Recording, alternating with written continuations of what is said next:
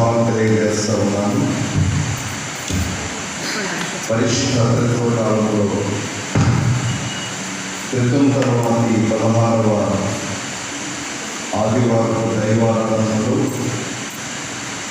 దేవుని సన్నిధిలో మనమందరము ఉండడానికి దేవుడు అనుగ్రహించిన ఈ తరుణము ఎంతో శ్రేష్టమైనది. యోగ గ్రంథము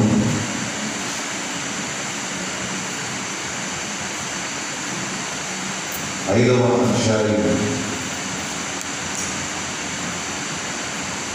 ప్రతి ఒక్కరు తెరచి చూడాలని ఆలోచిస్తున్నాం. 17వ వచనం నుండి చివరి వరకు కూడా ఉన్న లేఖన వాక్య భాగాన్ని సువార్త వాక్య భాగంగా మనం చదువుతున్నాం.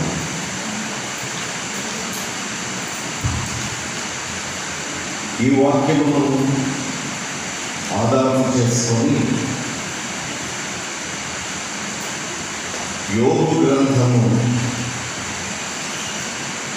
మొత్తం పుస్తకాన్ని,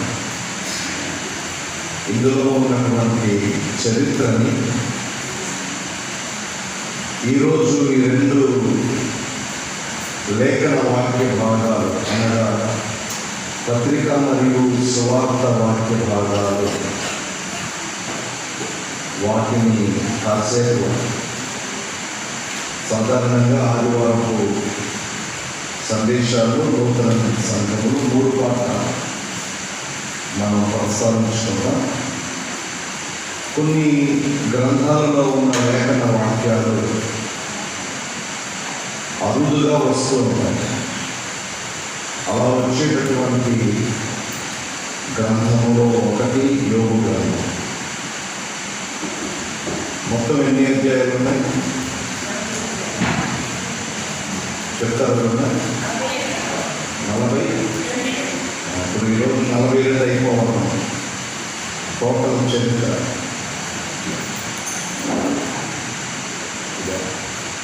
ఇంకో మాట బాగా చూసుకో.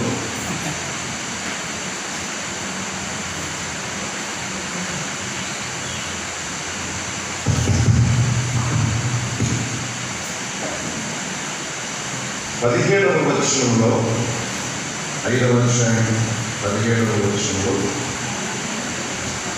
దేవుడు గద్దించు మనుష్యుడు ధన్యుడు, కాబట్టి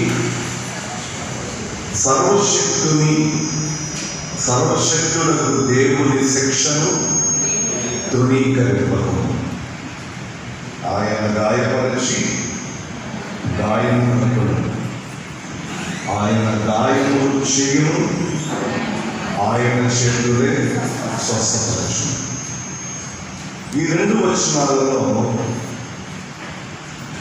దేవుని చేతనే యోగులకు కలిగినటువంటి కష్టాలు, ఇబ్బందులు, శ్రమలు, శోధనలు దేవుని వలననే కలిగేటటువంటి క్రమాన్ని ఇక్కడ తెలియజేస్తా ఉన్నాను. నేను ఇంతకుముందు మీతో చెప్పినట్లు గుర్తు, మానవునికి కలిగేటటువంటి కష్టములు, ఇబ్బందులు 3 రకాలు. ఒకటి దేవుడు కలుగజేయడం, రెండవది శత్రువులు కలుగజేయడం.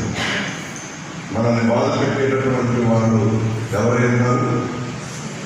మనం అంటే గిట్టని వాళ్ళు ఖచ్చితంగా మనకు ఇబ్బంది కలుగు చేయాలని చూస్తారు. 3, మనకు కలిగే బాధలు కొన్నిసార్లు మనమే కొని తెచ్చుకుంటాం.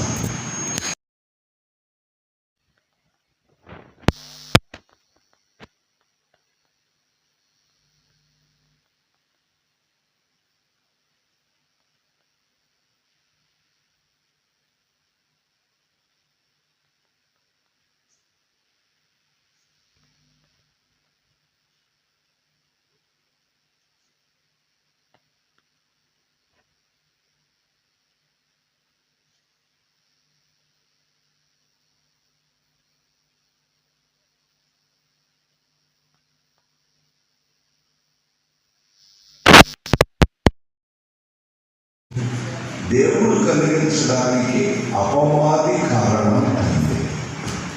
కాబట్టి క్రైస్తవులకు శత్రువు ఎవరు అంటే మనం వెంటనే చెప్పాల్సిన సమాధానం అపవాది, లేకపోతే సైతాను. దానిని ఇంకొంచెం తగ్గించండి, కంట్రోల్ చేయకపోతే.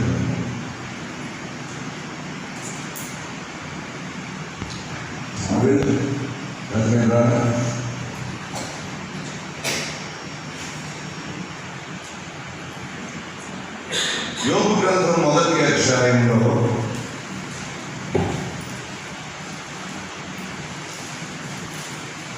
మొట్టమొదటి వచనం ఇలా ఉంది: ఊజు దేశమందు యోబు అను ఒక మనుష్యుడు ఉండెను. అతడు యథార్థవంతుడు, న్యాయవంతుడు, దేవుని యందు భయభక్తులు కలిగి చెడుతనను విసర్జించినవాడు. ఈ వచనముతో ఈ గ్రంథము ప్రారంభమవుతోంది. యోబు గ్రంథము బైబిల్లో ఉన్న చోటు ఇంపార్టెంట్ అండి. ఎక్కడ ఉంది? బైబిల్లో గ్రంథములను విభజన చేసినప్పుడు ఆ విభజనను ప్రతి విశ్వాసి కూడా మైండ్లో పెట్టుకోవాలి. ముఖ్యంగా లూథరన్ చర్చ్ లాంటి మెయిన్ లైన్ చర్చెస్. పాత నిబంధన పార్ట్ 1 ధర్మశాస్త్రం. ఎన్ని పుస్తకాలు? 5 పుస్తకాలు. 2 చరిత్ర. 2 చరిత్ర. ఇది ఎక్కడి నుంచి? ధర్మశాస్త్రం తర్వాత పుస్తకం ఏంటి? న్యాయాధిపతుల నుండి ఎస్తేరు గ్రంథం వరకు. చెప్తారు పేర్లు?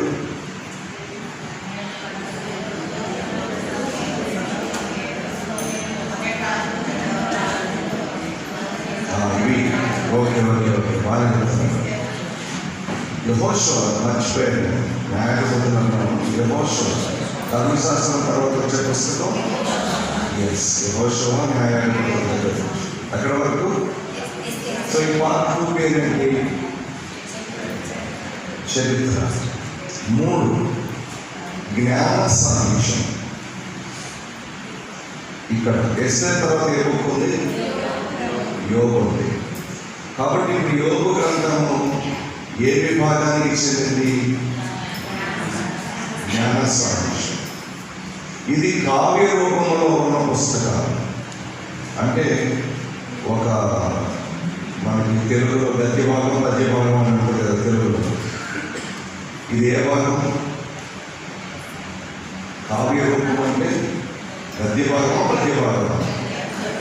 ఎస్, పొయిటరీ, ప్రోజ్ కాదు. ఇవి 5 పుస్తకాలు యోబు దగ్గర నుంచి. చెప్పండి ఏంటి?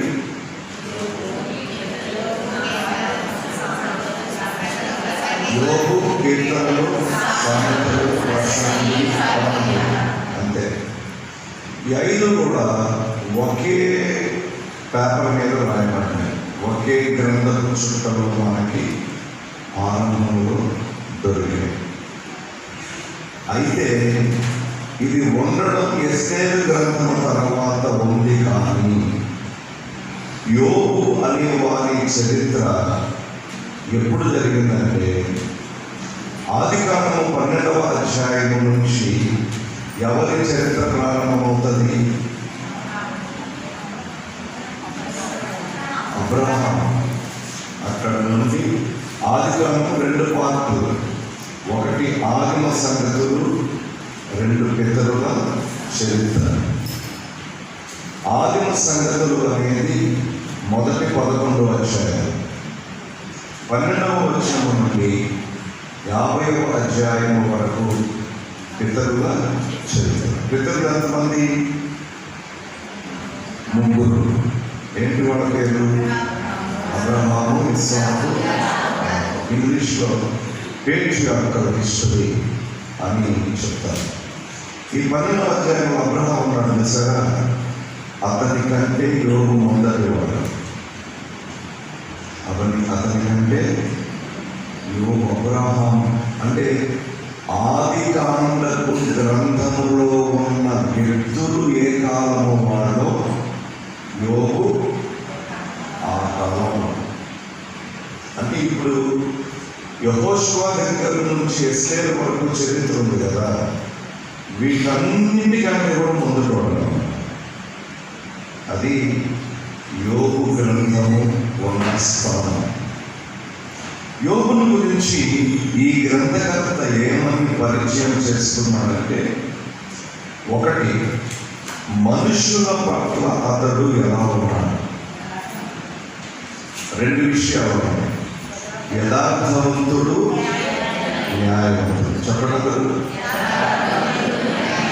ఈ రెండు లక్షణాలు ఎవరి పట్ల ఉన్న విషయాలు చెప్తున్నాయి? మనుషుల పట్ల. ఒక వ్యక్తి మనుషుల పట్ల ఎలా ఉండాలి? యోగులో ఉండాలంటే, యోగు దగ్గర నేర్చుకోవాలంటే యథార్థత, న్యాయం. రెండు, దేవుని పట్ల ఎలా ఉన్నాడు? దేవుని యందు భయభక్తులు కలిగి చెడుతనమును విసర్జించడం. కాబట్టి ఒక్క వచనంలోనే అతడు మనుషుల పట్ల ఎలా ఉన్నాడు అనేది చెప్పబడింది, దేవుని పట్ల ఎలా ఉన్నాడు అనేది చెప్పబడింది. ఒక వ్యక్తి పరిపూర్ణమైన మంచివానిగా ఎప్పుడు చెప్పబడతాడంటే, మనుషుల పట్ల, దేవుని పట్ల ఇరుపక్షాల బాగున్నప్పుడే. కొంతమంది దేవుని పట్ల బాగుంటారు భక్తిగా, కానీ మనుషులతో సరిగా ఉంటారు. గుళ్ళో అందరూ ముసుకేసుకొని మంచి భక్తులందగా కనపడుతుంది, వీధుల్లో నోరు తెరిస్తే మాత్రం ఆవిడంత గయ్యాడకూడదు. ఇక్కడ బాగుందన్నమాట. ఇంటికి వెళ్తే మాత్రం గోడలను సరిగ్గా చూడదు, పక్కింటి సరిగా చూడదు, భర్తను సరిగా చూడదు. వ్యక్తుల పట్ల సరిగా లేకపోయినా, దేవుని పట్ల సరిగా లేకపోయినా ఆ వ్యక్తి పరిపూర్ణంగా మంచివాడు కాదు. ఇది ఈ గ్రంథము ఇస్తూ ఉన్నటువంటి సాక్ష్యం. సరే, మన గురించి మనం మంచి చెప్పుకుంటాం, అలాగే మనుషులు కూడా చాలాసార్లు మన గురించి మంచి చెప్పుకోవచ్చు. కానీ యోబు గ్రంథం యొక్క ప్రత్యేకత ఏమిటంటే, ఒక వ్యక్తిని గురించి దేవుడు చెప్పాలి, దేవుడు ఏమనుకుంటున్నాడు అన్నది ఇంపార్టెంట్. సో ఎవరి గురించి అయినా చెప్పండి అని అంటే, మనిషి ఒక అతను యథార్థవంతుడు, న్యాయవంతుడు అని చెప్పేయచ్చు. రెండో వాడు అంటాడు, భలేవాడు అతను మంచోడు కాదు, నీకు మంచోడేమో కానీ నాకు మంచోడు ఏమోనయ్యా, అందరి గొడవ నాకు అనవసరం, నాకు మాత్రం అతను మంచోడు అని చెప్పగలిగే వాళ్ళు ఉంటారు. కాబట్టి మనుషుల పట్ల ఎలా ఉన్నాడు అనేది కూడా కరెక్ట్ కాదు. ఎందుకంటే ఒక వ్యక్తి అందరి పట్ల సరిగా ఉండకపోవచ్చు. కొంతమందికి మంచి అయిన వాడు అందరికీ మంచి అవ్వాలని రూల్ ఏమీ లేదు. అందరికీ మంచిగా ఉండడం కొన్నిసార్లు సంభవించకపోవచ్చు. పరలోకంలో ఒకసారి ఒక సమావేశం జరిగింది. దేవదూతలు ఆ సమావేశానికి పిలువబడ్డారు. యోబు గ్రంథంలో వ్రాయబడిన ప్రకారంగా ఆ సమావేశానికి అపవాది కూడా పిలువబడింది. మొదటి అధ్యాయం 6వ వచనం, దేవదూతలు యెహోవా సన్నిధిని నిలుచుటకై వచ్చిన ఒక దినం ఒకటి తటస్థించింది. ఆ దినమున అపవాది వాడు వారితో కలిసి వచ్చింది. ఈ మీటింగ్కి ఎవరు వచ్చారు? సో ఇక్కడ మనకి ఒక కాంట్రవర్షియల్ ఇష్యూ. దేవదూతలు సమావేశానికి ఎవరు కూడా వచ్చారు? నేను దీన్ని ఎలా తీసుకుంటానంటే అసెంబ్లీ సమావేశంలాగా తీసుకుంటాను. ప్రభుత్వం ఉన్న చోట ఎవరు కూడా ఉండొచ్చు. ఆ కార్యక్రమాన్ని నిర్వహించే హౌస్ లీడర్ సీఎంకి వ్యతిరేకమైన వాడు కూడా అదే మీటింగ్లో ఉండొచ్చు. అలా తీసుకుంటాను. సరే, దీని మీద మనం ఎక్కువ మాట్లాడదలుచుకోలేదు. ఈ మీటింగ్కి వచ్చిన తర్వాత దేవుడు అపవాదితో మాట్లాడుతున్నాడు. ఏమన్నాడు? 7వ వచనం, నీవు ఎక్కడ నుండి వచ్చితివి అని అడుగగా అపవాది ఏం చెప్పాడు? భూమి మీద ఇటు అటు తిరుగులాడుచు అందులో సంచరించుచు వచ్చాడు. ఇప్పుడు ఒకసారి చెప్పండి, ఏం చెప్పాడు? భూమి మీద తిరుగులాడుచు అందులో. దేవుడు ఏమడిగాడు? సో అడిగిన ప్రశ్నకి చెప్పిన సమాధానానికి పొంతం ఉందా? ఎక్కడి నుంచి వచ్చావు అంటే, ఎక్కడి నుంచి వచ్చావో అది చెప్పాలి. ఎక్కడి నుంచి వచ్చావో చెప్పాలి. అపవాది తాను ఎక్కడి నుంచి వచ్చిందో ఇతిమిత్తంగా సమాధానము చెప్పలేకపోయింది. ఒకవేళ అపవాది నీ అడ్రస్ ఏంటి అని అపవాదిని అడిగితే ఏం చెప్తుంది? దానికి మంచి అడ్రస్ లేదు, చెప్పుకోదగ్గ అడ్రస్ లేదు, చెప్పుకోదగ్గ అడ్రస్ లేదు. గుంటూరులో కూడా ఒకళ్ళు ఒక ఏరియా చెప్పుకోవడానికి గర్వంగా ఫీల్ అవుతారు. ఇంకొకళ్ళు ఆ ఏరియా మరొక ఏరియా చెప్పుకోవడానికి కొంచెం ఇబ్బంది అన్నమాట. ఆ ఏరియా మంచిది కాదు. ఆ ఏరియాలో అప్పుడు ఒకటి ఎందుకంటే అక్కడికి వెళ్ళి తీసుకున్నారు, ఆ ఏరియాలో ఎందుకు ఇల్లు కట్టుకున్నారు అని కూడా చెప్తారు. అలా అన్నమాట. హైదరాబాద్లో జూబ్లీ హిల్స్ అంటే గ్రేట్ అన్నమాట.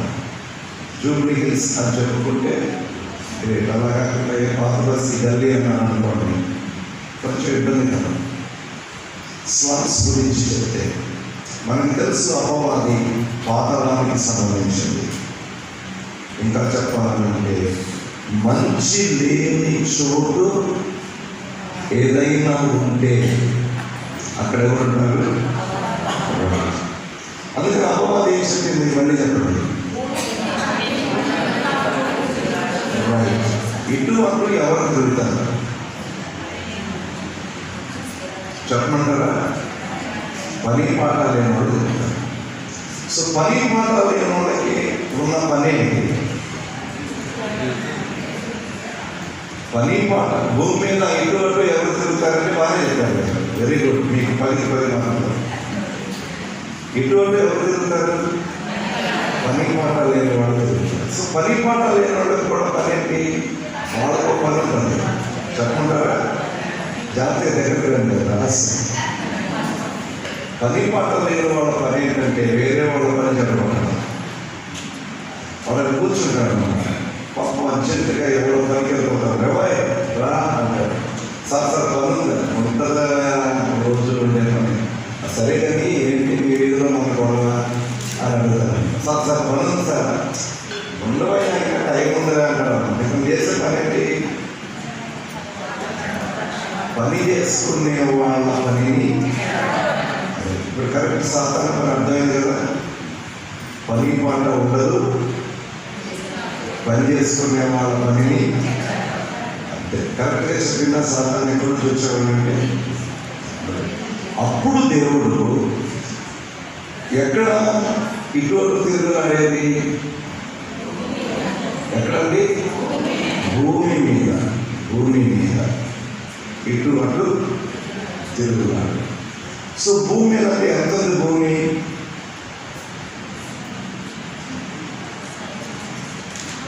ఇప్పటి జనాభా లేకపోయినా కానీ యోగు టైంలో ఉన్న భూమి ఇప్పుడున్న భూమి సైజు ఒకటైనా పెరిగిందా? సైజు ఒకటి, కాకపోతే చాలా పెద్దది. సరే, భూమి మీద నుంచి వచ్చాను అని విషయంలోకి వచ్చే ముందు మీకు ఒక విషయం చెప్తాను. మీలో ఎవరైనా హైదరాబాద్ వెళుతున్నారు అనుకోండి. ఫస్ట్ హైదరాబాద్ వెళ్తున్నాను అని నేను నాతోటి అంటే, నా పక్కన ఉన్నాడు, బాబా హైదరాబాద్ వెళ్తున్నావా? హైదరాబాద్ వెళ్తే మా అల్లుడు ఉన్నాడు, కూతురు ఉన్నాడు, ఇదిగో ఈ టిఫిన్ తోటి అరసలు ఇచ్చరా అని పంపించాను అనుకోండి. సో హైదరాబాద్లో ఎక్కడ అడుగుతారో లేదా? లేదయ్యా, హైదరాబాద్ వెళ్ళి సుబ్బారావుని అడిగితే ఎవడైనా చెప్తారు అని అన్నాడు అనుకోండి. ఇప్పుడు హైదరాబాదు సుబ్బారావు అన్న 2 మాటలు తీసుకొని మీరు అరసల టిఫిన్ తీసుకొని ఇవ్వగలరా?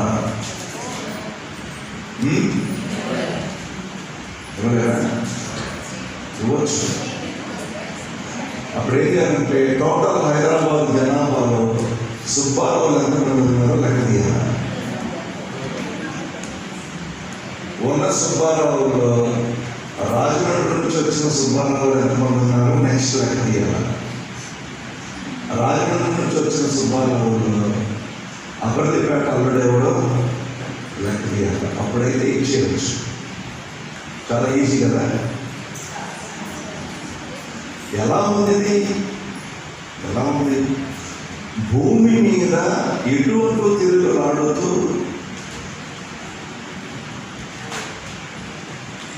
సంచరించు వచ్చాను అనగానే, భూమి పేరు చెప్పగానే దేవుడికి ఎవరు గుర్తొచ్చారో తెలుసా? ఎవరు గుర్తించారు? ఇదేమన్నా ఒక ఊరు చెప్తే ఆ ఊరిలో పలానా ఆయన ఉన్నాడు అంటే సమంజసంగా ఉన్నది. భూమి అనగానే నా సేవకుడైన యోగు సంగతి ఆలోచించి తెలుసా అని అడిగాడు. భూమి పేరు చెప్పగానే దేవుడి మైండ్లోకి ఎవరు వచ్చారండి? యోగు. ఈరోజు క్వశ్చన్ ఏంటంటే, ఇదే అపవాది మళ్ళా మీటింగ్కి పరలోకం వెళితే ఎక్కడి నుంచి వచ్చావని దేవుడు అడిగితే మళ్ళీ అపవాది ఏం చెప్తుంది?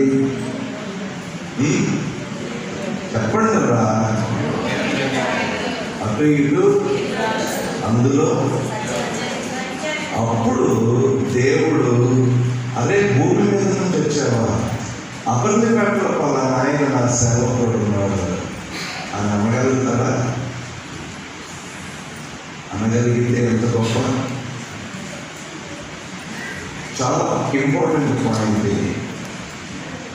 దేవునికి భూమి పేరు, భూమి దగ్గర నుంచి ఎవరైనా వచ్చారు అనగానే మనం గుర్తొస్తే, మనలో ఒకరు గుర్తొస్తే అంతకంటే గొప్ప భాగ్యం మరొకటి.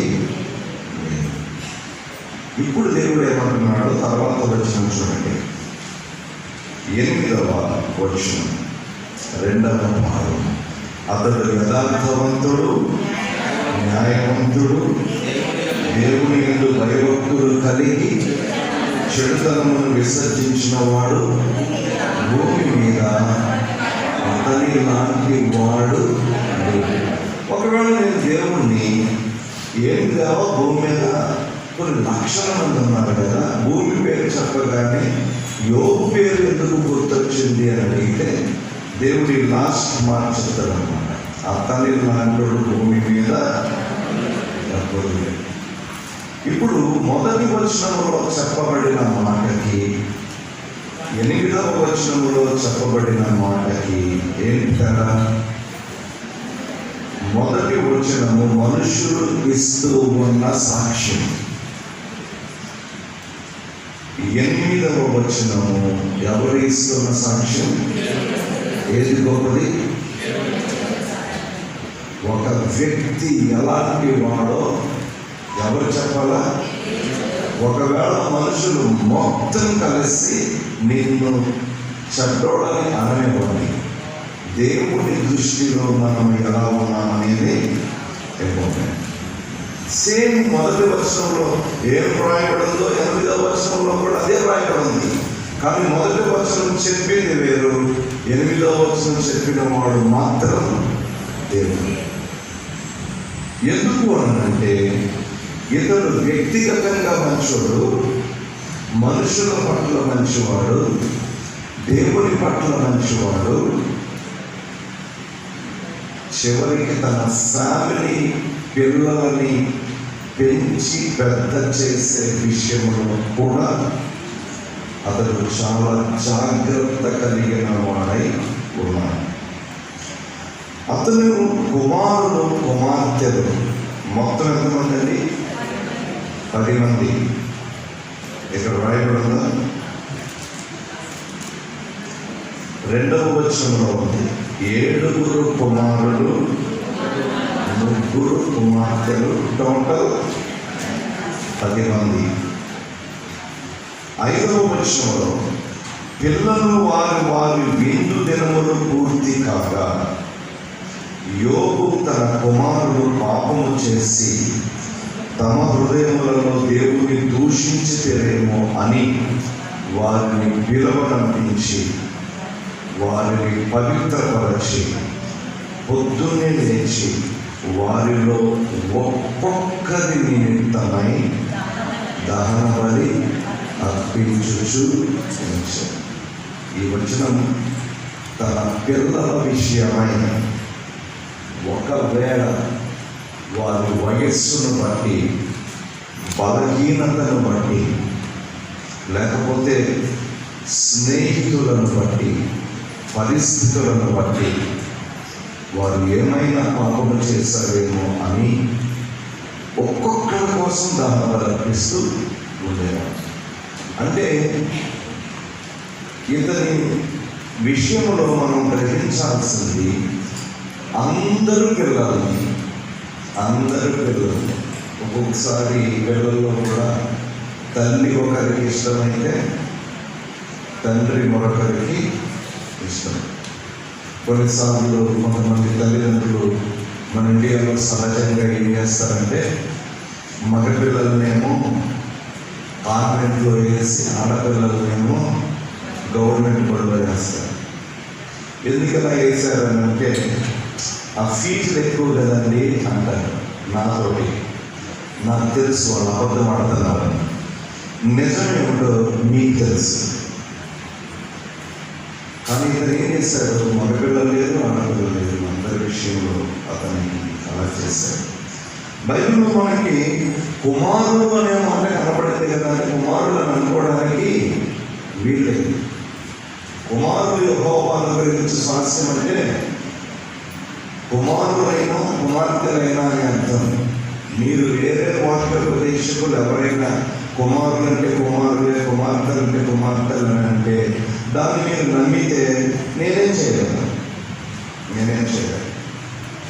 దేవుని వాక్యం ఆడపిల్లల్ని ఒక రకంగా, మగపిల్లల్ని ఒక రకంగా, నా దేవుడైతే చూడమని చెప్పడని నా నమ్మకం. పిల్లలందరినీ అలాగే అర్థం చేస్తున్నారు. నిజానికి యోగా చేయాల్సిన అవసరం లేదు. ఎందుకంటే సాధారణంగా డబ్బు ఉన్న వాళ్ళకి భక్తి తక్కువగా ఉంటుంది. ఆస్తి బాగా ఉంటే భక్తి తక్కువ ఉంటుంది. బాగా డబ్బులు ఉన్న తండ్రి బాగా కూడబెట్టి కోట్లు ఉన్నోడు పిల్లలు ఎలా ఉంటారు? వాళ్ళకి కూడా భక్తి తక్కువగానే ఉంటుంది. జనరల్ ఎదురయ్యేది ఎలా జరగాలని ఏమీ లేదు. ఇతనికి ఉన్న ఆస్తి 3వ వచనంలో చాలా లెక్క చెప్పాలంటే లేదు. గొర్రెలు ఎన్ని ఉన్నాయి? ఒంటెలు, ఎడ్లు, ఆడగాడలు,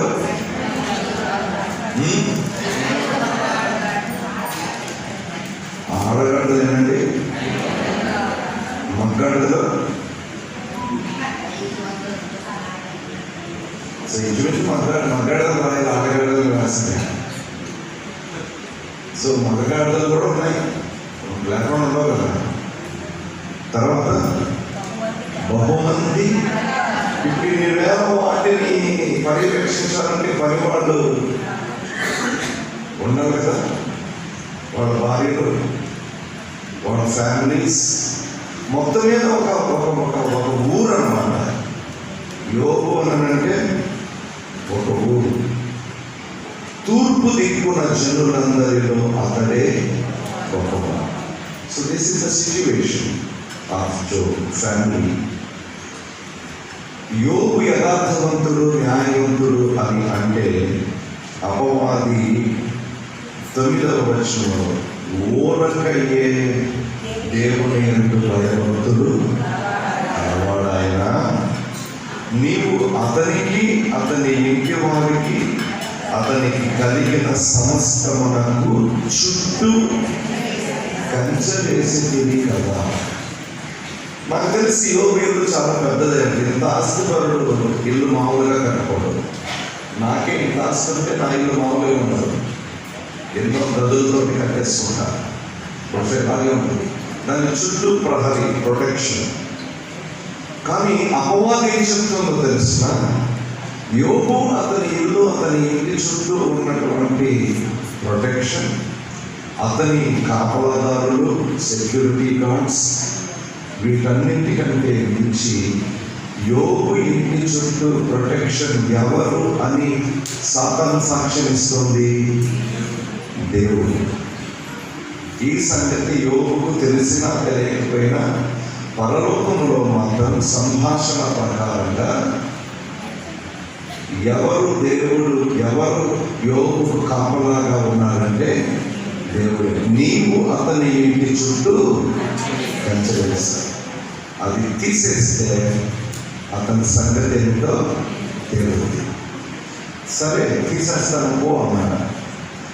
అప్పుడు యోబుకి చేతి నిండా పని దొరికింది. సాతానికి చేతి నిండా ఏ పని? సింపుల్గా చెప్పాలంటే ఒక మంచి వ్యక్తిని, ఒక మంచి ఫ్యామిలీని నాశనం చేసి కూడగొట్టడం, అంతే కదా. మొదట అతని ఆస్తి తొలగించబడింది. 2, అతని పిల్లలు చనిపోయారు. 3, అతని ఆరోగ్యము దెబ్బతింది. ప్రాణమే ఉంది. అరికాలు మొదలుకొని నడినెత్తి వరకు రోగముతోటి అతడు బాధపడుతున్న వ్యక్తిగా ఉన్నాడు. అయితే ఇంత జరిగిన దేవుడు అన్యాయం చేశాడని యోబు అనకపోవడం, దేవునికి స్తుతి సమర్పించడం మనం గమనించాల్సిన విషయం.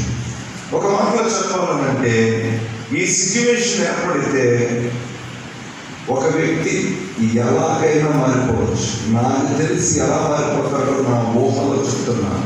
1, పిచ్చోడైపోతాడు. 2, దేవుడు లేడు, ఇంతగా నేను దేవుణ్ణి ఆరాధిస్తే నాకింత కష్టం కలుగజేస్తాడా అని దేవుణ్ణి వదిలేస్తాడు. 3, ఆత్మహత్య చేసుకుంటాడు. అంతే కదండి. 10 మంది పిల్లలు చేతికి వచ్చిన వాడు చచ్చిపోతే తనకు ఒంటి నిండా రోగములతోటి, కురుపులతోటి బాధపడతా ఉంటే ఇంకేం చేయలేడు. అతని భార్య అతని దగ్గరకు వచ్చి మాట్లాడుతూ ఉంది, నీవు దేవుని దూషించి చచ్చిపోవడము మేలు అనేటటువంటి మాట ఆమె మాట్లాడుతూ ఉంటుంది. కానీ యోబు ఎక్కడ కూడా దేవుడు అన్యాయం చేస్తాడు అనేటటువంటి మాట మాట్లాడలేదు. అంతేకాకుండా ఆమెతోని మూర్ఖురాలు మాట్లాడినట్టు మాట్లాడుతున్నా.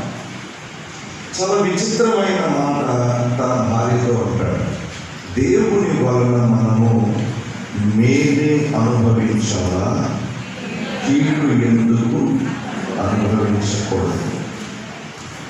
ఈ మాట ఎవరైనా అనగలరా? దేవుని వలన మేలే అనుభవించాలా, కీడు ఎందుకు మనము అనుభవించాలి? ఇదొకటి గుర్తుపెట్టుకోండి. 2, యోబు యొక్క స్టేట్మెంట్, నేను నా తల్లి గర్భంలో నుండి బట్టలు లేకుండా వచ్చా, మళ్ళీ చచ్చిపోతే అలాగే. అంటే ఏమీ తేలేదు, ఏమీ తీసుకొని ఈ మధ్యలో ఉన్న వేల పశువులు, పని వాళ్ళు, వారి కుటుంబాలు, ఇవి అన్నీ కూడా ఏమాత్రము ఎన్నలేనివి. 22వ వచనం మొట్టమొదటి అధ్యాయంలో ఈ సంగతుల విషయం యోబు ఏ పాపము చేయలేదు, దేవుడు అన్యాయం చేశాను అని చెప్పలేదు. దేవుడు అన్యాయం చేసినని చెప్పలేదు. 10వ వచనం భార్యతో మాట్లాడినటువంటి మాట. 9వ వచనంలో భార్య ఏమంటుందో చూడండి. నీవు ఇంకనూ యథార్థతను వదలకుందువా, దేవుని దూషించి మరణము కమ్ము అన్నాడు. ఈ మాట పట్టుకుని యోబు భార్య చెడ్డది అని అంటారు. యోబు భార్య చెడ్డది అని అంటారు. అది కాదు, అస్సలు కాదు. ఒకళ్ళు ఎవరైనా సరే ప్రసంగికులు చాలా మంది చెప్పారు, నేను విన్నాను. ఇంకనూ యథార్థతను, ఎందుకయ్యా యథార్థత? ఇంకా యథార్థత అవసరమా? చావు బెటర్ కదా, సుఖం. ఎందుకంటే యోబు ఉన్నటువంటి సిచ్యువేషన్లో చనిపోవడం అనేది చాలా రెట్లు బెటర్. నేను చాలామంది మెమోరియల్ ప్రేయర్స్లో చెప్పాను, చావు వలన ఈ వ్యక్తికి విడుదల వచ్చింది అని మైక్లో చెప్పాను. కరెక్ట్ అన్నమాట. ఆ టైంలో మరణం రావడం అనేటటువంటిది చాలా సూటబుల్ అన్నమాట. అందుకని యోబు భార్యను నేను ఎప్పుడు తప్పుపడ్డాను. ఎందుకంటే యోబు భార్య ప్లేస్లో మనం ఉంటే, యోబుని చూస్తే యోబు భార్య కంటే మనమే ఆ మాట ఉందన్నాం. ఎలా బతికే కంటే, ఎలా ఉండే కంటే చచ్చిపోవడమే. అంటే ఏం వదిలిపెట్టాలి, బాడీలో ఎంత కూడా ఖాళీ లేదు, మొత్తం గాయాలే. బూడిదలో కూర్చున్నాడు, పెంకుతోటి అలా గీకుంటుంటే ఎక్కడైతే పెంకుతో అన్నాడు బ్లడ్ వచ్చేస్తుంది, అది చర్మం చిట్లిపోయి వచ్చేస్తుంది. అసలు యోగును గుర్తుపట్టడానికి వీలు లేనంత. బయట పక్కకు వచ్చామని తెలిసిన మనిషి చచ్చిపోవడమే. అదే మాట్లాడతారు. అప్పుడు పౌరుషంగా మాట్లాడతారు. దేవుడిని దూషించడం అన్న మాటకి మూర్ఖరాలు మాట్లాడినట్టు, ఇది కీడు, ఇది దేవుడే ఇచ్చాడు అని అంటారు అన్నమాట. ఎందుకని తనకు తెలిసి బుద్ధిపూర్వకంగా తాను ఏ పాపము చేయలేదు. అది అందుకని ఈరోజు చదివినటువంటి వాక్య భాగంలో ఒకవేళ ఈ శిక్ష, ఈ బాధ దేవుడు కలుగజేస్తే, బైబిల్ ఏం చెప్తుంది? దేవుడు శిక్షించిన మనుషుడు ధన్యుడు, యెహోవా శిక్షను తృణీకరింపడు అని. ఇతనికి 3 ఫ్రెండ్స్ ఉన్నారు. ఏంటి వాళ్ళ పేర్లు? ఎలీఫజు, బోయస్, బిల్దరు. ఈ 3 పరామర్శించడానికి వచ్చినప్పుడు ఈ 3కి యోబునకు మధ్య జరిగిన సంభాషణే ఈ పుస్తకం మొత్తం ఉంటారు. ఇది కావ్య రూపంలో ఉంటారు. వీళ్ళు వచ్చి ఏమంటారంటే, నువ్వేదో తప్పు చేశావు అని అంటారు. నేను అసలు తప్పు చేశానంటే ఒప్పుకునే శక్తి లేదు. ఒక్కొక్కరు ఒకరి తర్వాత ఒకరు యోబుతోటి వాదిస్తూ ఉంటే వారికి అతను చెప్పినటువంటి సమాధానాలు ఈ గ్రంథము అంతా కూడా కనిపిస్తాయి. చివరికి అపవాది ఇంకా యోబును చేస్తే ఏం చేయాలో తెలిసిన, ప్రాణం మాత్రం ముట్టుకోవద్దని అన్నాడు కదా దేవుడు. ప్రాణం తీసేయాలి. దాని అధికారం సాతానుకు కూడా లేదు.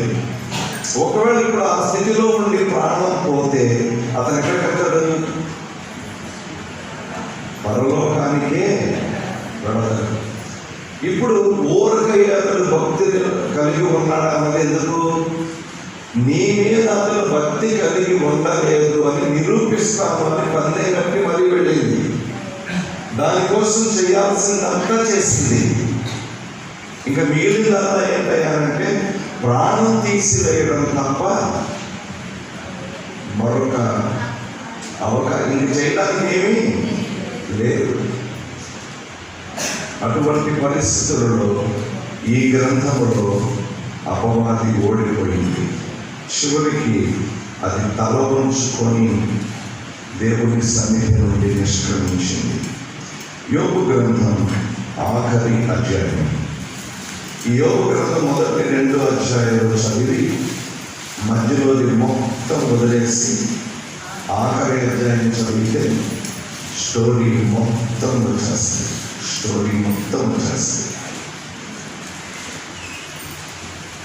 11వ వచనంలో అప్పుడు 8వ వచనం. కాబట్టి 7 ఎడ్లను 7 పొట్టేళ్లను ఇదంతా వదిలేదు.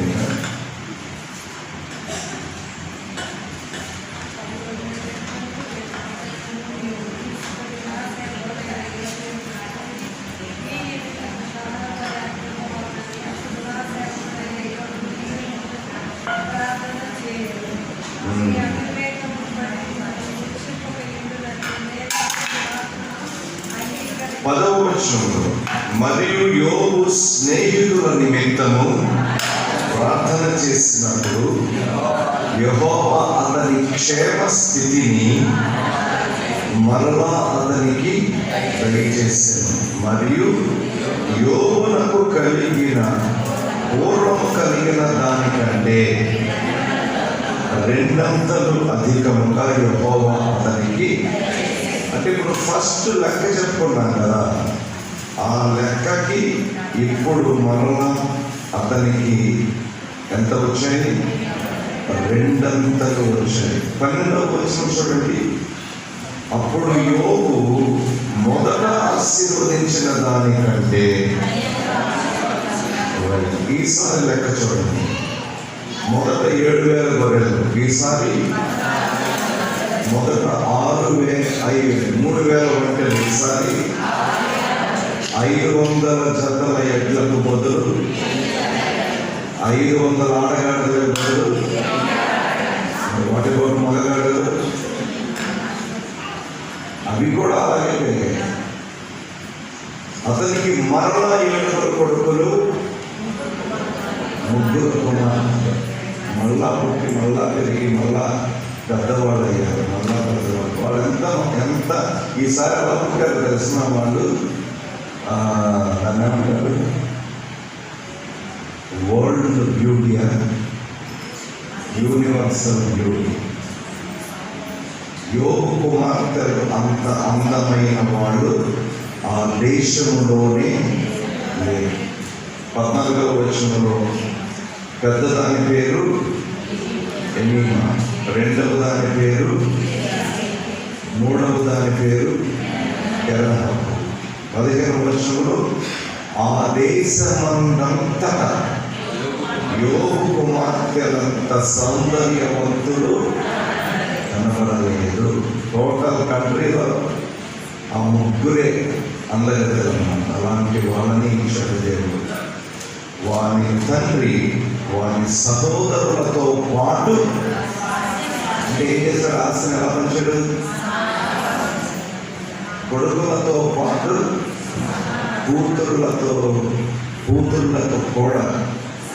ఆడపిల్లలు గుర్తుపెట్టుకోండి, ఎక్కడ అవుతుంది? పేరెంట్స్ ఉన్నారు, సమానంగా స్వాస్థ్యమును పంచిపెట్టు. తర్వాత 140 సంవత్సరాలు బ్రతికి కుమారులు 4 తరముల వరకు పిమ్మట యోబు కాలము నిండిన వృద్ధుడై. సరే, ఇప్పుడు మనకి యోబు ఫ్యామిలీ, పిల్లలు, భార్య అందరూ వచ్చారు. నాకు ఇప్పుడు కావాల్సింది చుట్టాలు ఏమయ్యారు, బంధువులు ఏమయ్యారు. ఇప్పుడు మనం యోబు గ్రంథం 42వ అధ్యాయం 11వ వచనంలోకి వద్దాం.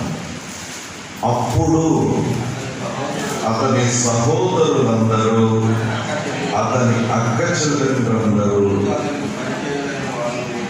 అతని పరిచయమైన వారు వచ్చి అతనితో కూడా అతని ఎంత అన్నపానములు పుచ్చుకొని యెహోవా అతనికి రప్పించిన సమస్త బాధను గూర్చి ఎంతలేసి దుఃఖములు పొందితివని అతని కొరకు దుఃఖించుచు అతన్ని ఓదార్చి. ఎవరిదంతా?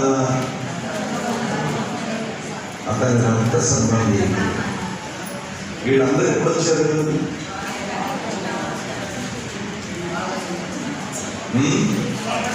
7,000 అయ్యాయే. మొత్తం మళ్ళా మామూలు స్థితికి వచ్చారే. అప్పుడు వచ్చారు.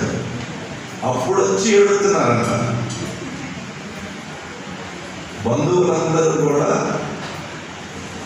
అంటే ఇతను చెల్లపెంపు తీసుకొని బోడిలో కూర్చున్నారు చూసారా, ఒక్కడ కనపడ.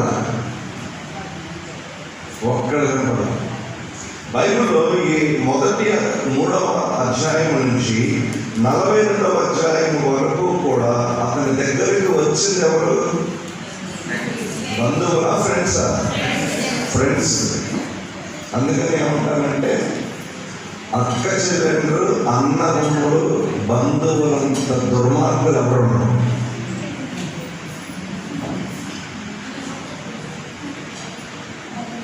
వాళ్ళకంటే కూడా గ్రేట్ ఎవరయ్యారంటే ఫ్రెండ్స్. అన్ని వేళలా ఇలా ఉండాలని చెప్పడం వల్ల మీ ఇంట్లో అందరూ కలిసి బాగుండి ఉండొచ్చు. కానీ యోబు ఫ్యామిలీ విషయానికి వచ్చేసరికి అతని బంధువులు బాధల్లో వచ్చి ఏడవాలి. బాధ తీరిపోయాక వచ్చి, నా తమ్ముడా నీకెంత కష్టం వచ్చిందిరా అడుగుగా, ఆ కష్టం నుంచి నేను ఎప్పుడో బయటపడితే. యోబు ఏం చేశాడో తెలుసిన? వీళ్ళు ఎవరు వచ్చారనుకుంటే మా అన్న, మా బాబాయ్, మా ఇంకా ఏదో ఒక బంధుత్వం, రకరకాల బంధువులు. ఆయనకి ఇప్పుడు మామూలుగా కలిసి రాలా. ఎలా కలిసి వచ్చింది? డబల్ 14,000. అంటే మామూలు విషయం కాదన్నమాట. ఇక అది ఎలా అయిందంటే 150 గదాలు 300 గదాలు అయిపోయింది ఇమీడియట్గా. అంతే. వీళ్ళందరూ వచ్చి ఏడిస్తే వీళ్ళు ఏం ఎక్స్పెక్ట్ చేశారు తెలిసిన? 4 కన్నీటి బొట్లు రాలిస్తే మనకు కూడా ఫుల్గా పెడతాడు అనుకున్నాడు. యోబు తెలివి తక్కువడైంది. తన ఇంటికి వచ్చి ఏడ్చిన వాళ్ళందరికీ ఒక్కొక్కరికి ఏమిచ్చాడండి? ఒక బంగారం వేయించుకోండి. వాళ్ళు దాన్ని చూసుకుంటే అంటే అది అతనికి లెక్క కాదు. అది అతనికి లెక్క కాదు.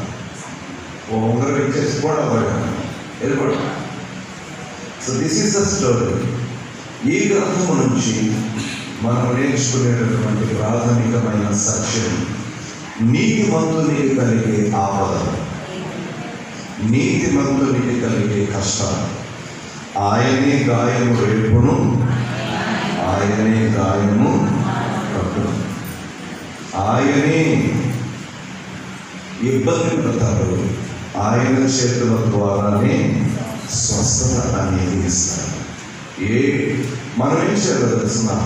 అన్నీ ఉన్నప్పుడు ఎలా విశ్వాసాన్ని కలిగి ఉన్నామో, ఏమీ లేనప్పుడు కూడా విశ్వాసములను తగ్గకుండా ఉంటే దేవుని బిడ్డలుగా మనం కొనసాగుతాం. మళ్ళా ఇస్తానని దేవుడు యోబు విశ్వాసములో ఉండాలి. ఎలా పోయినా, ఈ కష్టంలో ఉండి చనిపోయినా నాకిష్టమే అని ఒక్క మాట, పల్లెత్తు మాట దేవుడిని అన్నారు. కనుక ఈరోజు కావాలని బుద్ధిపూర్వకంగా మీ దగ్గరకు వచ్చి మిగిలిన 2 పాఠాలు కాసేపు పక్కన పెట్టి ఒక పుస్తకం స్టోరీ అంతటిని కూడా కొంత చరిత్రని మధ్యలో ఉన్న సంభాషణల పరంపర జోలికి వెళ్లకుండా మనం ఒక వ్యక్తిని, ఒక ప్రాముఖ్యమైనటువంటి వ్యక్తిని నేర్చుకోవడానికి అవకాశం. ఇప్పుడు ఒకవేళ అటు ఇటు తిరుగులాడుతూ ఈసారి అబద్ధిపేట వీధిలోకి అపవాది వచ్చిందనుకున్నాం, మీరెళ్ళి దాన్ని పలకరించాలనుకున్నాం. ఏం సాతాను బాగున్నావా అని అడుగుతాను. అప్పుడు అదేం చెప్తుంది? ఎక్కడి నుంచి వస్తున్నావు అని అడుగుతాను. ఏం చెప్తుంది? చెప్పరండి. అటు ఇటు తిరుగులాడచ్చు, సంచరించు వచ్చింది. సో నెక్స్ట్, సరే యోబు ఇంటికి వెళ్ళొద్దాం వస్తావా అని అన్నారు అనుకోండి, ఏమంటది? నీకు దండం, ఎవరింటికి రమ్మన్నా వస్తాను కానీ యోబు ఇంటిగా, మనిషా అతను మామూలుడు కాదమ్మో, అతన్ని ఎంత ఇబ్బంది పెట్టకూడదు అంత ఇబ్బంది పెట్టారు. అసలు ఆ మనిషికి కలగజేసిన కష్టం లాంటి కష్టం పగోడికి కూడా అంత ముందుని నేను ఎక్కడ చూడలా. యోబు పేరు చెబితేనే గజగజ వణికిపోయేది ఇప్పుడు ఎవరండి? ఇప్పుడు యోబుకి సాతానికి మధ్య డైరెక్ట్ ఫైట్ జరగల. అసలు సంభాషణ పరలోకంలో జరిగింది ఏది కూడా యోబుకి తెలుసా? తెలియదు. కానీ తనకు తెలియని యుద్ధాన్ని యోబు చేసి తాను గెలవడం కాదు, దేవుణ్ణి గెలిపించాడు. అవునా కదా? ఒకవేళ యోబు పాపం చేస్తే ఎవడు ఓడిపోయినట్టు? దేవుడే ఓడిపోయినట్టు. యోబు దేవుణ్ణి గెలిపించాడు. అందుకని ఇప్పుడు చెప్పండి, భూమి మీద నుంచి వచ్చాను అనగానే యోబు దేవునికి గుర్తుకు రావడంలో ఆశ్చర్యమైన ఉందా? అలాంటోడు అన్నమాట. ఇక మీదట ఎన్నడూ సాతాను కష్టము అన్నది యోబు ఇంటికి దరిదాపుల్లోకి రాకుండా, తనకు తెలియకుండానే తనను కష్టపెట్టే సాతానికి చెమట్లు పట్టించిన వాడు యోబు. దేవుని మాటలు దీవించాడు. సమస్త జ్ఞానం వరకు వీచిన దేవుని సమాధానం యేసుక్రీస్తు వలన మీ హృదయములకు తలంపులకు కావలిగా ఉండును గాక. ఆమేన్. Yeah.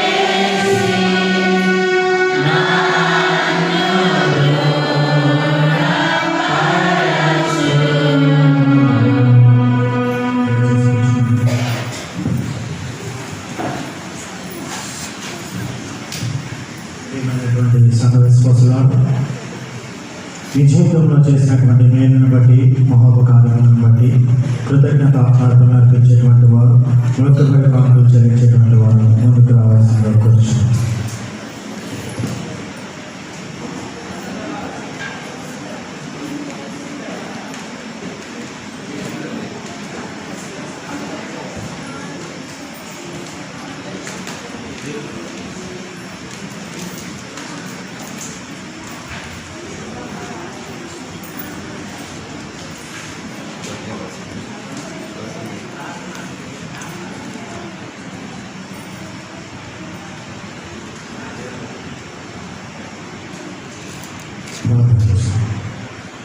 మహోన్నతుడ సర్వశక్తుల దేవానికి వందనాలు స్తోత్రం ప్రభా.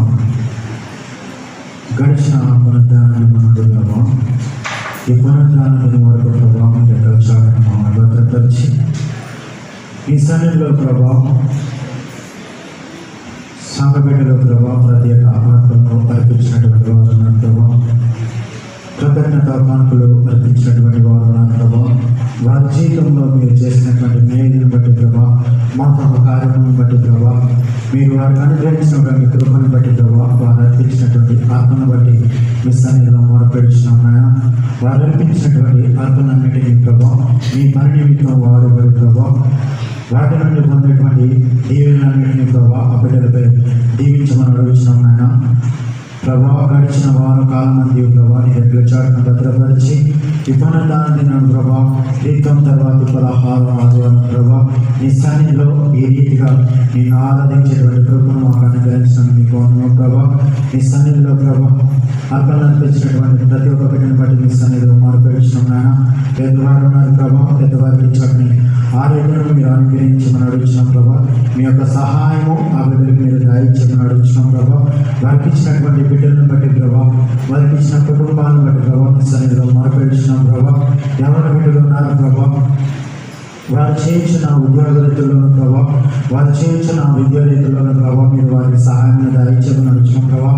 వారికి పొందిన దానిలోనూ ప్రభా మీకు ఆత్మగా అర్పించినటువంటి బిడ్డలందరినీ బట్టి ప్రభా మీ సన్నిధిలో మొరపెడుచున్నాం ప్రభా. పేరు పేరున ప్రతి ఒక్కటి ప్రభా మీ యొక్క దీవెనలో నింపమని అడుగుతున్నాం నాయన. వారు చేయించిన పనులన్నింటిలోనూ ప్రభా, వారు చేయించిన ప్రయాణాలన్నింటిలోనూ ప్రభా మీరు వారికి సహాయం దయచేయమని అడుగుతున్నాం ప్రభా. ఆ బిడ్డలకు ప్రభా మీ మెండైన దేవులను నింపమని అడుగుతున్నాం ప్రభా. ఆ బిడ్డలు చేయించిన ప్రతి పనులను ప్రభా మీరు సహాయం దయచేయండి. వారు విద్యలో ఉండే ప్రభా విద్యలో ప్రభా చక్కని జ్ఞానంలో మీరు దయచేయమని అడుగుతున్నాం ప్రభా. అలాగనే ప్రభా వారు ఉద్యోగరీతిలో కొనసాగుతున్న ప్రభా వారి ఉద్యోగాల ప్రభా మీరు వారికి సహాయం దయచేయమని అడుగుతున్నాం ప్రభా. చక్కని తెలివిని జ్ఞానం ఆ పిల్లలు మీరు దయచేయమని అడుగుతున్నాం ప్రభా. పేరు పేరున ప్రతి ఒక్కరికి మంచి ఆరోగ్యం మీరు దయచేస్తారని ఆలోచన ప్రభా. వారి కుటుంబాలను కూడా ప్రభా మీరు దీవించి ఆశీర్వదించండి. వారికి మీరు సహాయము మీరు సంతోషము మీరు అనుగ్రహిస్తారు. నజరేయుడైన యేసు క్రీస్తు నామమున అడుగుచున్నాం తండ్రి, ఆమేన్. తండ్రి కుమార పరిశుద్ధాత్మ దేవుని దేవున ఇప్పుడు ఎల్లప్పుడూ సదాకాలం మీకు తోడై ఉండును. ఆమేన్. సంఘటన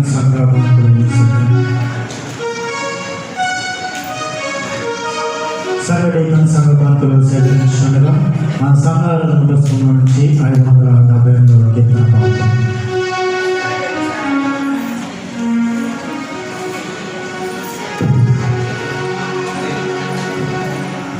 నీ ఘనము ప్రభు యేసుదే, నీ దశమాగము నీయ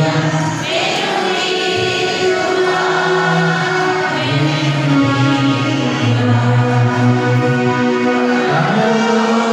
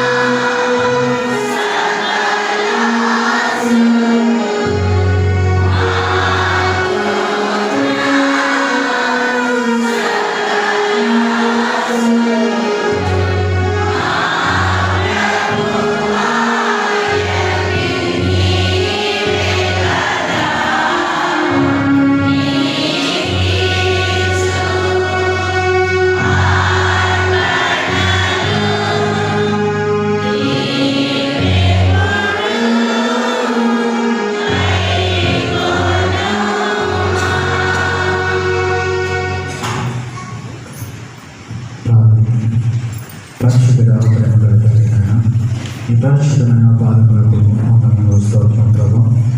ఈ పరిశుద్ధమైన ప్రభా పరిశుద్ధంగా ఈ సన్నిధిలో ఆరాధించినటువంటి ప్రభుత్వం మాకు అనుగ్రహించినందుకు మీకు వందనం ప్రభా. గడిచిన పునరుద్ధానాన్ని నుండి ప్రభా, ఈ యొక్క పునరుద్ధానాన్ని వరకు ప్రభా మీరు మీ రెక్కల చాటున మమ్మల్ని భద్రపరిచినందుకు మీకు వెళ్ళలేని స్తోత్రములు వందనములు ప్రభా. ఈ దినమును చూడలేనటువంటి వారు ఎంతో మంది ఉన్నారు ప్రభా. ఏదేమైనప్పటికీ ప్రభా ఈ చక్కని అవకాశమును ప్రభా, ఈ యొక్క సమయమును మాకు అనుగ్రహించినందుకు మీకు వెళ్ళలేని వందనములు స్తోత్రం ప్రభా. ప్రభా నీ సన్నిధిలో ప్రభా ఈ యొక్క ఆరాధనలో ప్రభాను ఘనముగా ఆరాధించడానికి ప్రభా, గంభీరంగా ప్రభావాన్ని స్తుతించడానికి మీరు ఇచ్చినటువంటి కృపను బట్టి మీకు వందనములు ప్రభా. యుద్ధం తర్వాత 16 వారు ప్రభా ఈ సన్నిధిలో ప్రభా మేము అందరము కలిసి ప్రభా కుటుంబస్తులతో ప్రభా విశ్వాసులుగా ప్రభా నీ సన్నిధిలో చేరి నేను ఆరాధించుకున్నటువంటి కృపను మాకు అనుగ్రహించిన మీకు వందనములు ప్రభా. నీ దాసుడు తెలియజేసినటువంటి మాటలు ప్రభా మా హృదయంలో భద్రపరిచినటువంటి వారుగా మమ్మల్ని మీరు ఉంచమని అడుగుతున్నాం నాయన. ఈ సన్నిధిలో ప్రభా తెలియజేసినటువంటి మాటలను ప్రభా ఇక్కడ విని వదిలేసినటువంటి వారుగా కాదు కానీ ప్రభా మా హృదయంలో ప్రభా వాటిని భద్రపరుచుకుని ప్రభా వాటిని అనుసరించుకుని నడుచుకునేటువంటి వారుగా మీరు మమ్మల్ని ఉంచమని అడుగుతున్నాం ప్రభా. దాసును బట్టి ప్రభా నీ సన్నిధిలో మార్పిడిస్తున్నాం ప్రభా.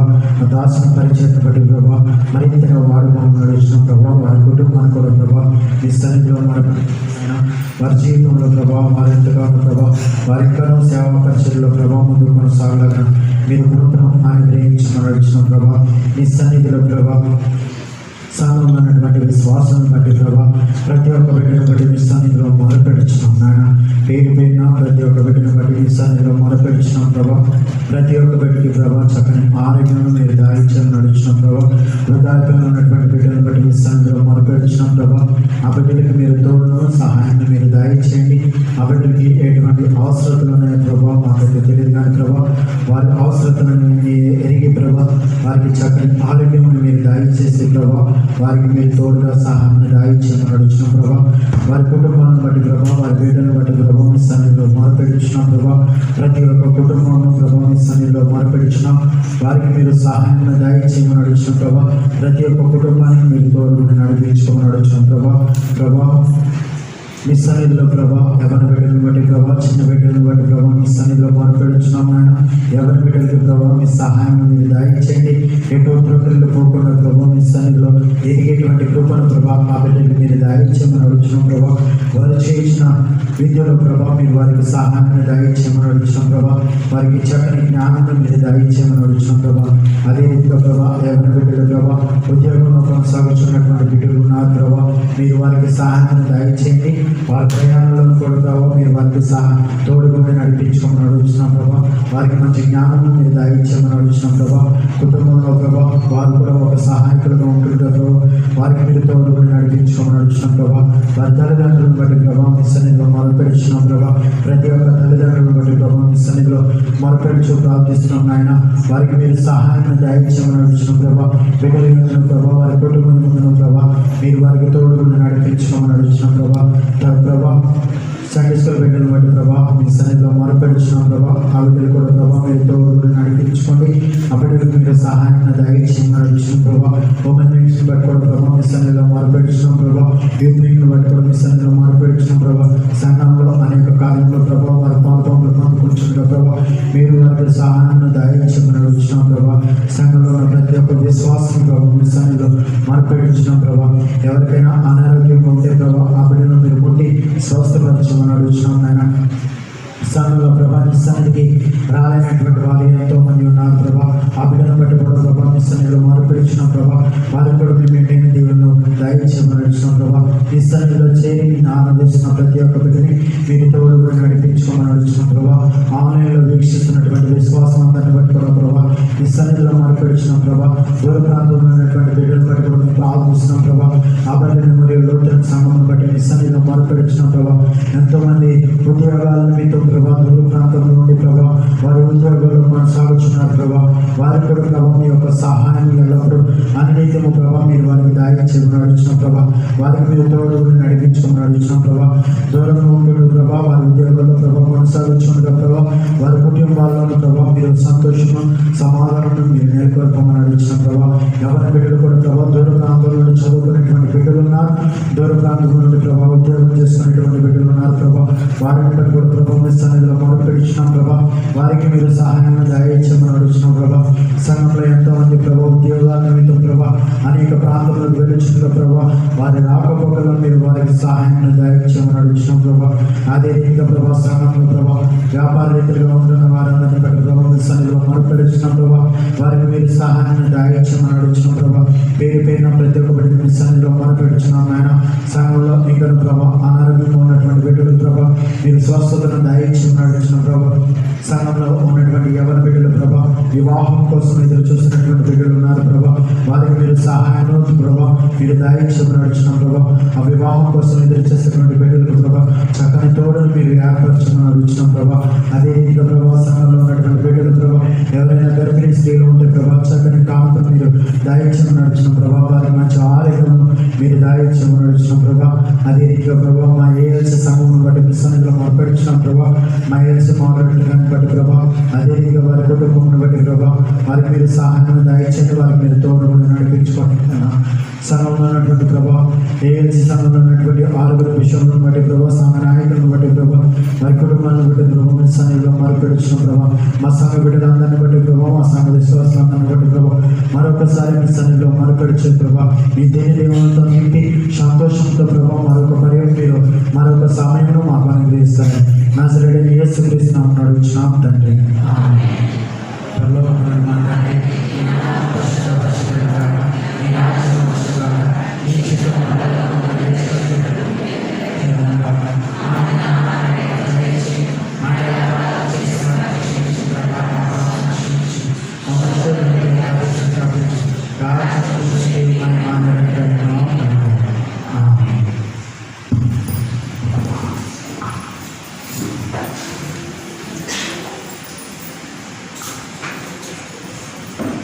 ఈరోజు ఆరాధనలో పాల్గొన్న మీ అందరికీ యేసు ప్రభు నామ వందనాలు. గత ఆదివారం వచ్చిన కానుకలు 24,400 రూపాయలు. వచ్చే ఆదివారం ఆరాధనలో ప్రభుభోజన సంస్కారం ఆచరించబడతా ఉంది కనుక ప్రార్థనాపూర్వకంగా సంస్కారం స్వీకరించే బిడ్డలు సిద్ధపడి హాజరు కావాలని కోరుతున్నాను. 4 గంటలకు ఈరోజు సాయంకాలం సండే స్కూల్ యథావిధిగా జరుగుతుంది. ప్రతి శుక్రవారం సాయంకాలం 6:35 స్త్రీల సమాజం జరుగుతుంది. పెద్దలాడే స్త్రీలందరూ హాజరై 1 గంట దేవుని సన్నిధిలో గడపగలుగునట్లు ప్రతి ఒక్కరూ ఇన్ టైంలో ఉండాలని కోరుతున్నాను. గత శనివారం 2వ శనివారం ప్రతి నెల జరిగే ఉపవాస ప్రార్థన అలాగే సహవాస భోజన కార్యక్రమం రత్నబాబు గారి ఇంట్లో గత రోజు జరిగింది. దేవునికి మహిమకరంగా అనేక మంది రాగలిగారు. అలాగే ఈ రీతిగా ప్రతి నెల కూడా జరిగించబడే క్రమాన్ని ప్రార్థనాపూర్వకంగా కొనసాగించాలని కోరుతున్నాను.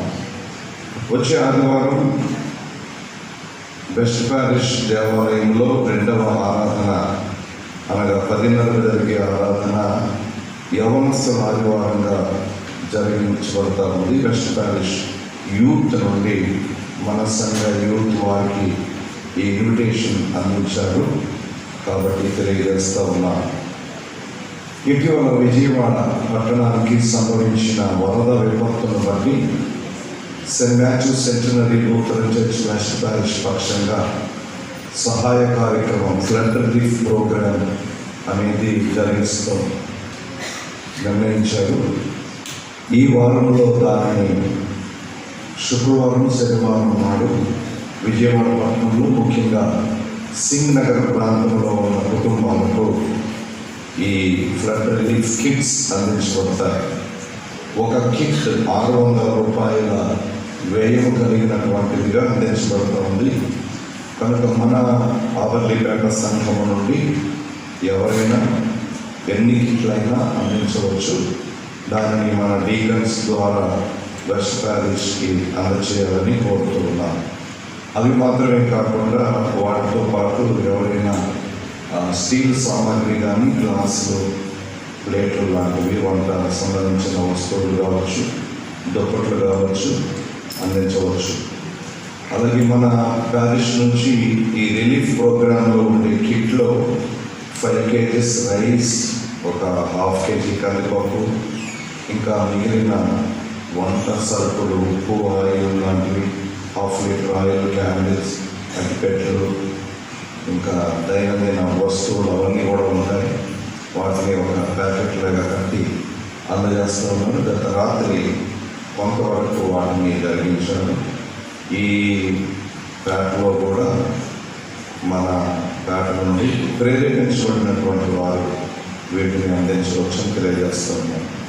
లేకపోతే ఎవరైనా అవి పెద్ద మొత్తంలో ఇచ్చినప్పుడు అక్కడ మాత్రం అంటే ప్రతి కిట్లో కూడా రైస్ 5 kgs ఉంటుంది. ఎవరు 2 రైస్ బ్యాగ్స్ ఇచ్చారు, వాటిని 5 kgs చొప్పున డివైడ్ చేసి వాళ్ళు కిట్స్గా తయారు చేయడం అక్కడ ఉన్న PCC యూత్ వారు జరిగిస్తూ ఉన్నాను, మీకు తెలియజేస్తూ ఉన్నాను. అలాగే ఈ ఆరాధన అనంతరం కొణతం సురేంద్రనాథ్ గారు మరణించి 2 ఏళ్ళైంది. 3వ జ్ఞాపకార్థ దినము పక్షంగా వారు అల్పాహారాన్ని తీసుకొచ్చారు. మీరు వెళుతూ ఉండగా వాటిని స్వీకరించవచ్చని తెలియజేస్తున్నాను. సురేంద్రనాథ్ గారి ఫ్యామిలీ మెంబర్స్ ముందుకు వస్తే వారి నిమిత్తమై ప్రార్థన చేయబడుతుంది.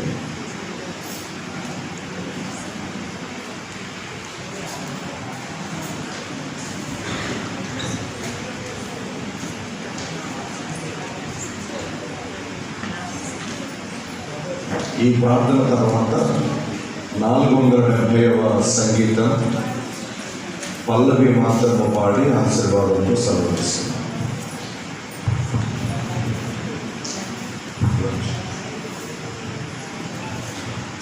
పరిశుద్ధుడ, ప్రేమ గల తండ్రి, మీ సన్నిధిలో ఉన్న మీ ప్రియ కుటుంబమును బట్టి ప్రార్థన చేస్తున్నాం. సురేంద్రనాథ్ గారు మీ పిలుపు అందుకొని మీ సన్నిధికి చేరి 2 ఏళ్ళు గడిచి 3వ జ్ఞాపకార్థ వార్షికోత్సవాన్ని మీ బిడ్డలు జ్ఞాపకం చేసుకుంటున్నారు.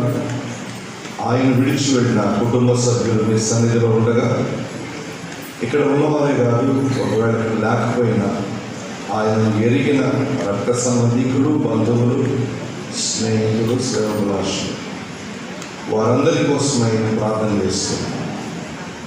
విడిచి వెళ్ళిన కుటుంబానికి కావలసిన ఆదరణ, ఆశీర్వాదము మీరు అనుగ్రహించండి.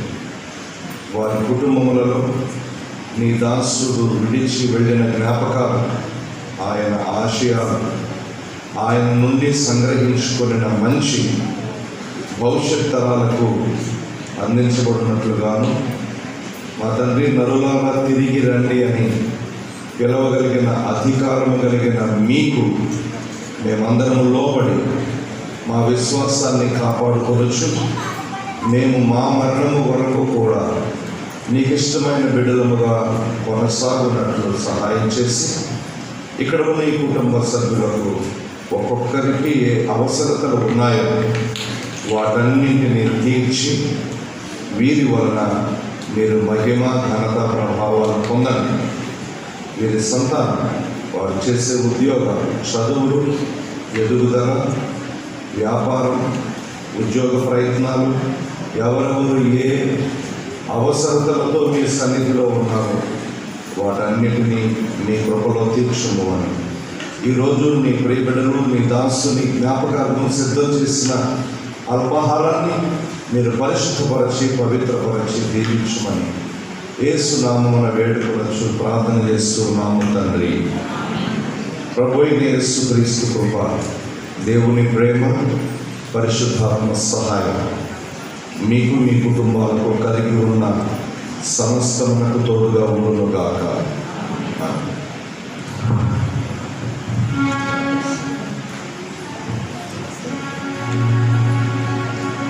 అందరం నిలబడదాం. 470వ సంగీతం పల్లవి మాత్రం చదించుడి మనుష్యగా యేసు నామమున శపించుడి అవశ్యమేసు ప్రేమ సారము దేవాదులు